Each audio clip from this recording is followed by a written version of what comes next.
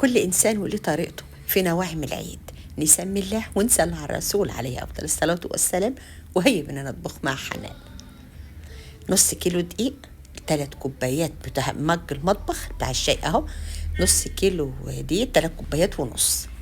كوباية سكر. قلبيه كده مع بعضه، كله قلبي المواد الجافة كده على بعضها. يلا بينا. كوباية وربع سمنة سايحة مسقعاها في التلاجة، وكلها اضربها كلها مع بعضها. ولا هنضرب سكر مع سمنة ولا أي حاجة، كله على بعض. مفيش عجانة، اقعدي بالساعة على ايديكي كده، بس تكون السمنة جامدة شوية. أول ما هتبقى معاكي رملية كده سيبيها تشتغل تاني. هي بص هتشتغل وهتبقى سايحة خالص. وهقول لكم بقى ايه اللي حصل وانا بعملها بقى كده وبعجنها.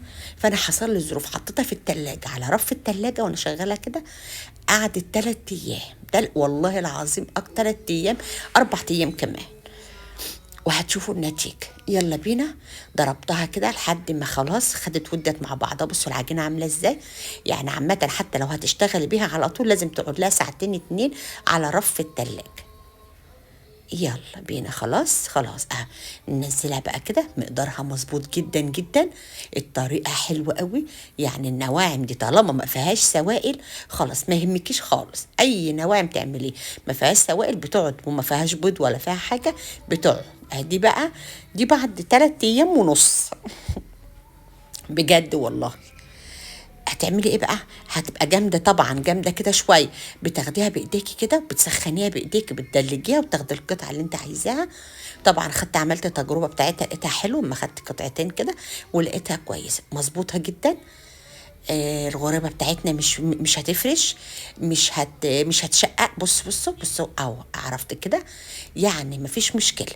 انت عجنتها الصبح وعايزه تعمليها بعد الفطار مفيش مشكله.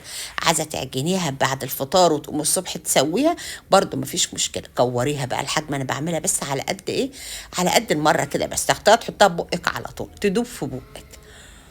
يلا بينا. خلاص كورتها كده كويس. بدلكها كده بايدي، بحننها بايديا، اسخنها. بتبقى حلوه وجميل. ما بدوسش عليها دلوقتي. عندك بقى سوداني، عندك بندق، عندك لوز، عند اي حاجه عايزه تشكليها بيها. عايزه تدخليها كده في الفرن من غير حاجه مفيش مشكله. كان حبيت فستق فتحتهم، كل واحده فتحتها 2 كده بالسكينه، واحط لها بس. بتبقى طعمها حلو. انت جاي تحط الغريبه يعني بقك كده بتدوب حلو. على الرف الوسط 150. دخلت بقى ده الاول عشان الفرن مش هياخد كله. على الرف الوسط 150 درجه الحراره، 150 اقل درجه حراره. 9 دقايق. لو الفرن بتاعك هادي يبقى 11 دقيقة. الفرن بتاعي حامي شوية، يعني 150 برضو حامي. انا اخد معايا 9 دقايق فقط لا غير. بجد بجد ما تسيبهاش اكتر من كده. بسم الله ما شاء الله، لا حول ولا قوة الا بالله. شايفين الجمال ده بقى؟ بصوا المنظر بتاعها، ولا اكنك دخلتها الفرن اصلا. يا دوبك كده شوية ايه، اتحركت من مكانها. طبعا ما اخدتش لون، ما تاخدش لون. لو خدت لون هتنشف معانا. بصوا بقى، ولا مبصمه انا كده بعدها بساعه. يعني سبتها ساعه ونص كده. تمام. بصوا بقى كده خلطتها كده. غلمت ايه، انا عملتها قبل الفطار وسويتها ساعه الفطار وسبتها، قلت على ما نفطر وبعد كده نجرب. سبتها بردت خالص اهو.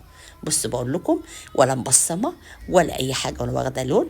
ودلوقتي ندوس عليها ونشوفها متماسكه برضو ودايبه. يعني ايه، 3 في 1. يلا بينا نفتح. شايفين بسم الله ما شاء الله، لا حول ولا قوة إلا بالله. شايفين الجمال؟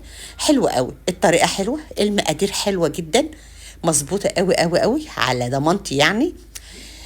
كل عام وانتم بخير وبصحة وسلامة. القلب الأحمر فين؟ ما تحرمونيش من دعواتكم، بحبكم كتير. أشوف وشكم بخير إن شاء الله في فيديو جديد. مع ألف سلام، في رعاية الله وحفظه.